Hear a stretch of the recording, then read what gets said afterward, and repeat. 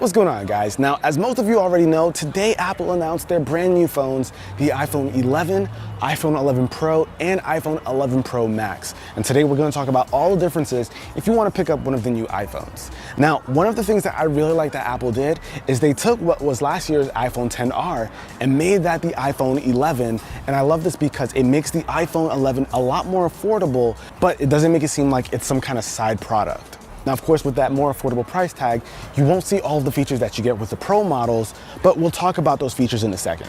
Now, the biggest differences that you'll see between the three models immediately is all physical.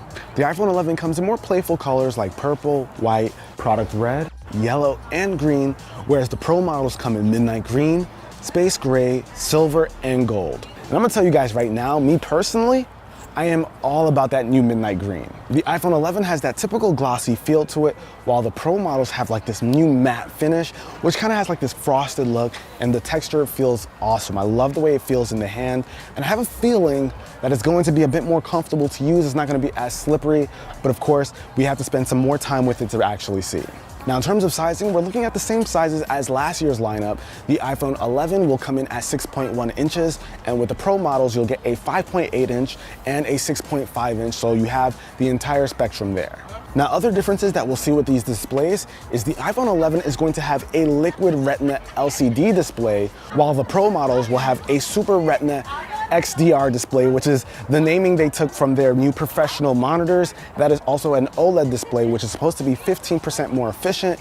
And of course, that is the higher end between the two screens. Now, looking at the back of the phone is where we're gonna start to see some more differences. Some of us weren't too surprised here. The iPhone 11 has been upgraded to a dual camera system, while the Pro models have a triple camera system. And this is great because now they have wide angle lenses and ultra wide angle lenses on both models, while the Pro models also include a telephoto lens. Now, physical differences aside, we gotta talk about what's changed on the inside. Now, of course, these have been upgraded to Apple's new A13 processor, which has a faster CPU and GPU, which is gonna lead to much better performance, which we'll be able to see in powerful apps and games, and much more efficiency, which we'll be able to see in the battery life. Now, we gotta touch back on the camera because honestly, that's where a lot of the upgrades happened. And honestly, I am really excited about the ultra wide angle lenses that have been included this time around because it's just going to make shooting a lot easier.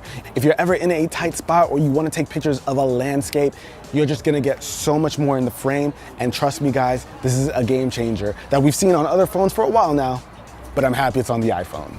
Now, with the Pro models, you do get that telephoto lens that we had on the XS versions, so you get a much bigger optical zoom range, whether you want a tight shot or something extremely wide. You get a lot of options here. And one thing I'm really happy about is that Apple introduced a night mode. So that's something we've seen with the Pixel and Samsung phones, where you're gonna be able to take a shot that's completely in the dark and make it a usable shot. Now, you can't turn this mode on manually, it's automatic. Once the camera detects that there isn't enough light for a good shot, it automatically turns on the night mode and you're able to get that shot off. For all my iPhone users out there who have never had experience with this mode, I am telling you now, you are going to love it if you take any kind of night photography.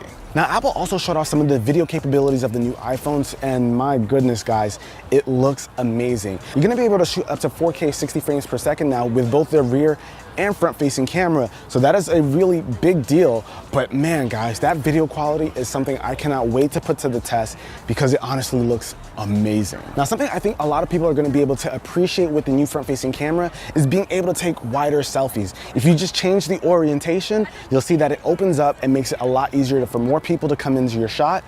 Or if you want, you can just hit a button and it also widens it. But I think this is something that's going to make a lot of people happy. Ari, I know you're one of them. They also introduced this thing called Slowfies, which is basically a slow motion selfie video. Not for me, but I think it's gonna be interesting for anyone with some hair to get some really cool stuff off with it. Now, there's something that I feel like will probably go over some people's heads, and that's the ability to switch between the three cameras smoothly without having any color shift. It is a really awesome thing that Apple has been able to achieve here by not having this giant shift whenever you switch between the three lenses. It smoothly does it, and it's going to be a big deal for some of us who like to take video on our phones. It's a pretty subtle and low-key change, but it is going to be very helpful. Now, Apple also introduced this quick video mode, which is basically a page out of Snapchat or Instagram's book, by allowing you to take a video by just pressing the shutter button and it starts shooting the video immediately. And once you release, video stops shooting. But if you want to lock it in, all you got to do is swipe over to the right and then it locks it into video mode. And I'm telling you, this is a really cool feature. Instead of having to swipe through, you get that video going a lot quicker. Now, of course, you have the typical stuff like water resistance and fast charging. And thankfully, Apple has listened, and the Pro models will now have a fast charger included inside of the packaging, so no needing to buy something extra. But unfortunately for the iPhone 11 owners, you will still have to go buy it if you want to take advantage of the feature. And some of the best news to come out of the announcement today was the increase in battery life. The iPhone 11 is going to have 1 more hour of battery life compared to the iPhone XR. And with the iPhone 11 Pro, it's going to get 4 more hours than the XS, and the Pro Max is going to get 5 more hours than the XS Max, which is just absolutely insane, and it's going to have the highest battery life of any iPhone to date. Now, in terms of pricing, the iPhone 11 is going to be starting at $699. And how nice is that to say? To get the iPhone 11 at $699 is not a direction that we thought Apple would go, but with that XR being the new 11, it kind of makes sense, and this is why I like the move so much. While the Pro models, the 5.8 inch is going to start at $999, and the 6.5 is going to be $1099. So a bit more premium options over there, but I feel like for people who just want to get that 11, it is a much nicer price point to start at. Now, I personally feel like the 11 is going to sell like hotcakes, especially since it doesn't feel like a side product.